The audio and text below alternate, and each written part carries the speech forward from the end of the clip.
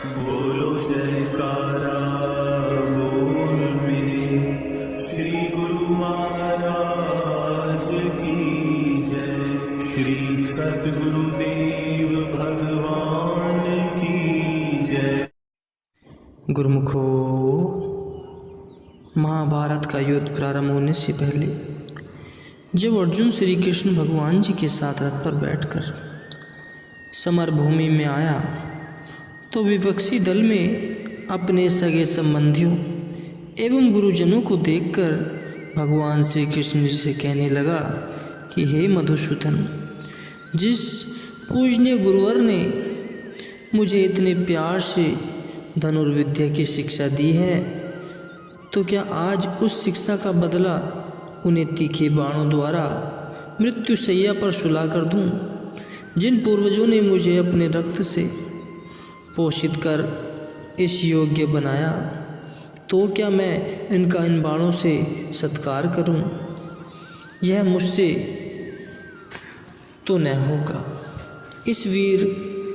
ऐसे वीर कहलाने से तो मेरा कायर कहलाना ही अच्छा है। मोह, भ्रम और अज्ञान के गहरे गर्त में अर्जुन को गिरता देख भगवान श्री कृष्ण जी ने दोनों सेना के मध्य में उसे उद्बुद्ध जागृत करने के लिए उपदेश दिया।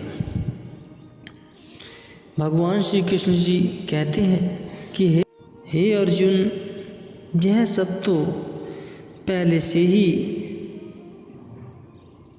मेरे मारे हुए हैं, तू तो केवल निमित्त बनकर कर्तव्य कर। इसी पर एक प्रमाण है। जब महाभारत का युद्ध शुरू होने वाला था, तब कौरव और पांडवों ने दूसरे देशों में अपने अपने संदेशवाहक भेजे कि हमारे पक्ष में युद्ध करने को आओ, क्योंकि वह धर्म युद्ध था।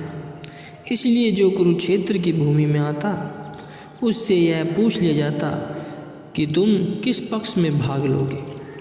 वह प्रसन्नता से जिस दल की ओर से लड़ना चाहता, दोनों पक्ष वाले उसे खुश होकर स्वीकारी कर दे लेते।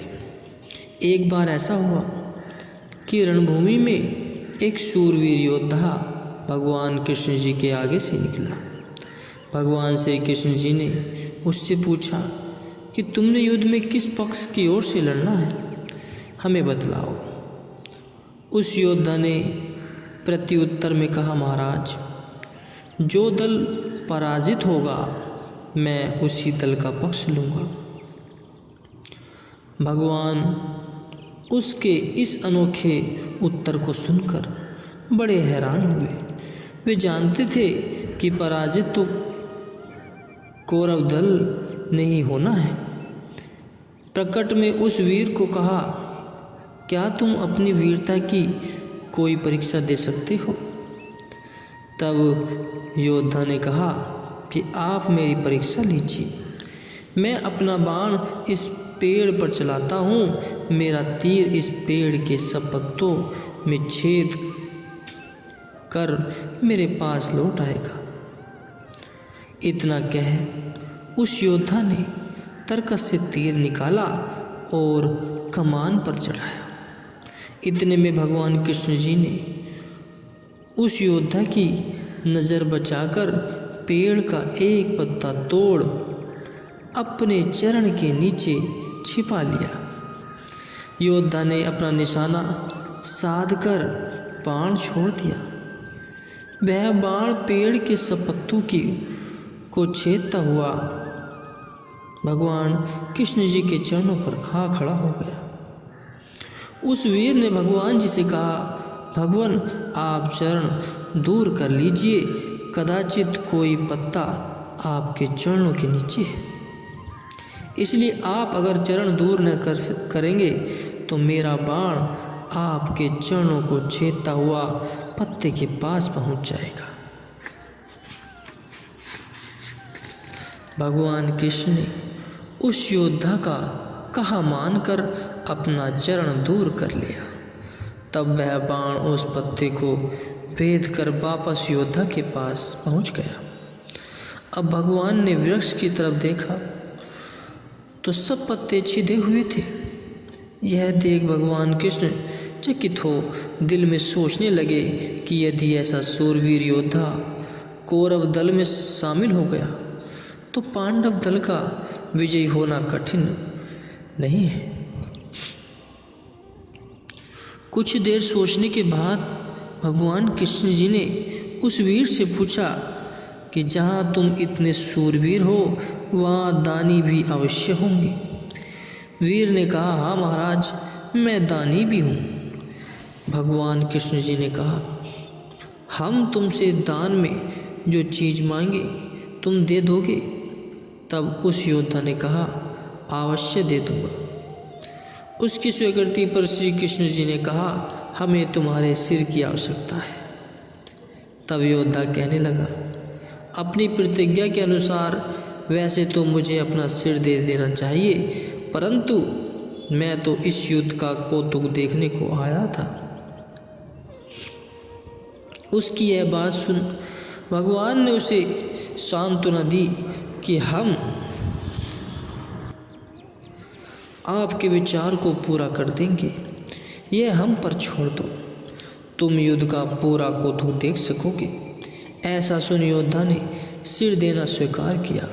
तब भगवान ने सुदर्शन चक्र से उसका सिर काटकर धड़ से अलग कर दिया और एक बांस पर उसके सिर को स्थिर कर कुरुक्षेत्र के एक कोने में वह बांस गाड़ दिया।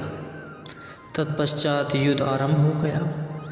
जब 18 दिन में 18 अक्षौणिक सेना काम आ गई और बड़े बड़े शूरवीर भी वीर गति को प्राप्त हो गए तथा युद्ध समाप्त हो गया, तब भगवान कृष्ण जी ने उस योद्धा का सिर जो बांस पर टंगा था नीचे उतरवाया और उस सिर से पूछा कि क्या तुमने युद्ध का कौतुक देख लिया है? तब उस सिर ने उत्तर दिया, हाँ, मैंने सब दृश्य देख लिया है। तब भगवान ने पुनः उससे पूछा, तुम्हें इस युद्ध में सबसे बड़ा शूरवीर योद्धा कौन दृष्टिगोचर हुआ? तब उस योद्धा ने उत्तर दिया कि भगवान, मुझे तो इस विशाल सेना में एक शूरवीर दिखाई नहीं दिया। यहाँ तो आपका सुदर्शन चक्र ही चलता हुआ दोनों पक्ष के वीरों को काटे जा रहा था और सब शूरवीर तो केवल नाम मात्र ही युद्ध कौशल का अभिनय कर रहे थे। यह कहकर वह सिर शांत हो गया।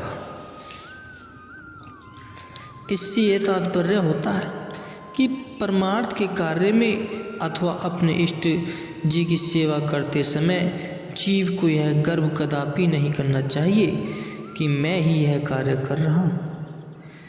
सत्पुरुष तो एक तिनके से भी पहाड़ को गिरवा सकते हैं। रिद्धि सिद्धि उनके चरणों की चेरी होती है। जीव को परमार्थ पद पर चलने के लिए वे उससे प्रत्येक कार्य में प्रत्यक्ष रूप से एक निमित्त बना देते हैं, लेकिन गुप्त रूप से तो उनकी ही अलौकिक शक्ति काम कर रही होती है। इसलिए सेवक को कर्तापन के अभिमान से कोश दूर रहना चाहिए। अपने को कर्ता न मानकर वह अपने सतगुरु जी को ही सब कुछ करने वाला समझे तथा गुरु दरबार की सेवा करते हुए अपने धन भाग्य मनाए। कभी भी मन के धोखे में आकर यह गर्व न करे कि इस कार्य के करने वाला मैं हूँ। गर्व करने वाला केवल सतगुरु की सेवा के फल से वंचित रह जाता है। निष्काम भाव से सतगुरु की ही सेवा फलदायक हुआ करती है। ऐसी सेवा करने वाले सेवक ही भक्ति के धन से मालामाल हो जाते हैं गुरुमुखों।